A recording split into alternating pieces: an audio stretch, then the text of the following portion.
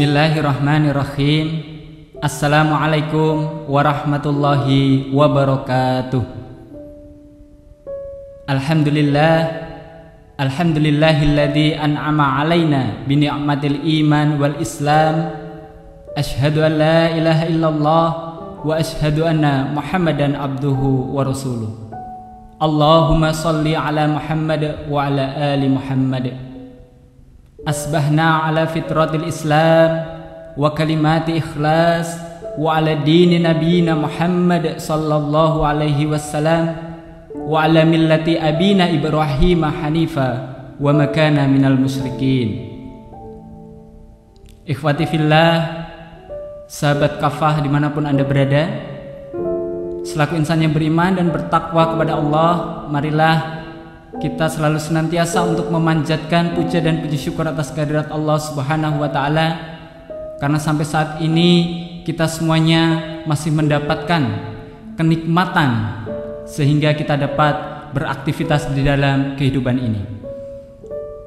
Shalawat dan salam semoga selalu senantiasa terlimpah curahkan pada uswatun hasanah kita, Nabi yang paling jujur perkataannya, Nabi yang paling lembut ucapannya, dan Nabi yang paling baik budi pekertinya, Nabi Muhammad sallallahu alaihi wasallam, para keluarga, para sahabat, para tabi'in, tabi'ut tabi'in, dan orang-orang yang senantiasa istiqomah meniti Islam ini hingga yaumul akhir. Ikhwati fillah, sahabat kafah dimanapun anda berada, marilah pada kesempatan yang berbahagia ini kita sedikit merenung tentang nasihat yang pernah disampaikan oleh Nabi Muhammad sallallahu alaihi wasallam yang tertuang dalam salah satu sabdanya. Ikhtanim khamsan qabla khamsin, sababaka qabla haramika, wasihataka qabla suqmika, wa ghinaka qabla faqrika, wa faraghuka qabla suqlika, wa hayataka qabla mautika. Nabi Muhammad SAW pernah memberikan nasihat kepada kita semuanya. Yang pertama, nasihat beliau berisi apa? Nasihat beliau berisi tentang agar supaya kita memperhatikan 5 perkara sebelum datang 5 perkara, memanfaatkan 5 kesempatan sebelum datang 5 kesempitan. Yang pertama, sababaka qabla haramika, mudamu sebelum datang tuamu. Ikhwati fillah, sahabat kafah dimanapun anda berada, masa muda adalah masa di mana usia ini sangat produktif bagi setiap orang. Hal ini dikarenakan usia muda, segala bentuk baik fisik maupun pemikiran itu akan mendukung dalam segala aktivitas hidup kita, termasuk di dalamnya adalah di dalam hal beribadah, beramal soleh. Islam mengajarkan kepada kita agar supaya kita memanfaatkan masa muda itu dengan sebaik-baiknya, tentunya adalah dengan tetap semangat untuk beribadah dan beramal soleh sebelum masa tua menghampiri kita. Karena sudah barang tentu ketika usia tua menghampiri kita, maka apa yang terjadi? Maka di sana nanti akan terjadi yang namanya penurunan kemampuan baik fisik maupun psikis, yang tentunya bisa jadi akan membuat ibadah kita mungkin kurang maksimal karena terpacu pada umur kita yang sudah tua. Yang masih muda, silakan untuk tetap bersemangat. Kemudian nasihat yang kedua dari Nabi Muhammad SAW adalah wasihataka qabla suqmika. Jadi pergunakanlah waktu sehatmu sebelum datang waktu sakitmu. Sehat itu adalah nikmat yang sangat luar biasa dari Allah Subhanahu wa Ta'ala, terutama pada masa pandemi seperti ini, di saat berjuta-juta orang harus meninggal karena wabah Covid, di saat berjuta-juta orang harus berjuang menahan sakit karena terjangkit Covid-19. Namun jika kita diberikan nikmat sehat ini, marilah kita jaga dengan tetap terus menerapkan protokol kesehatan. Islam mengajarkan kepada kita semuanya bahwa manfaatkan nikmat sehat itu dengan sebaik-baiknya.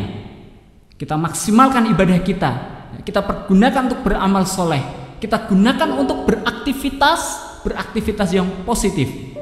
Karena ketika sakit menghampiri kita, sudah pasti sakit ini akan menjadi kendala tersendiri di dalam kita melakukan aktivitas-aktivitas hidup. Seperti di dalamnya adalah ketika beribadah maupun beramal soleh. Ikhwati fillah, sahabat kafah dimanapun Anda berada. Yang ketiga, waghinaka qabla faqrika. Jadi manfaatkanlah waktu kayamu sebelum datang waktu miskinmu atau waktu fakirmu. Memiliki harta yang banyak, memiliki harta yang melimpah, memiliki kelapangan rizki, itu adalah salah satu nikmat yang luar biasa dari Allah Subhanahu wa Ta'ala.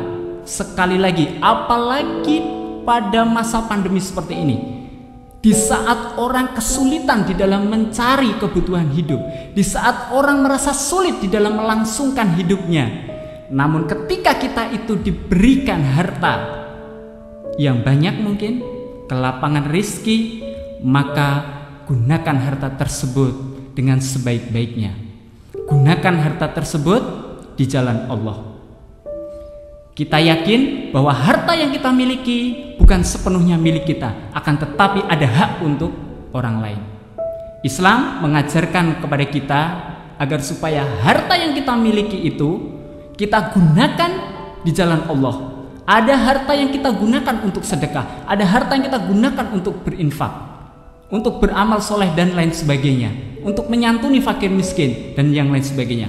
Sebelum Allah mengambil harta kita, sebelum Allah menjadikan kita miskin, sebelum Allah menjadikan kita fakir. Kenapa demikian? Karena hakikat harta yang kita miliki itu adalah titipan dari Allah Subhanahu wa Ta'ala yang sewaktu-waktu akan Allah Subhanahu wa Ta'ala ambil dari kita, dan kita sudah harus siap. Ikhwati fillah, sahabat kafah dimanapun Anda berada. Yang keempat, wa faraghuka qabla sukhlika. Manfaatkanlah waktu luangmu sebelum datang waktu sibukmu.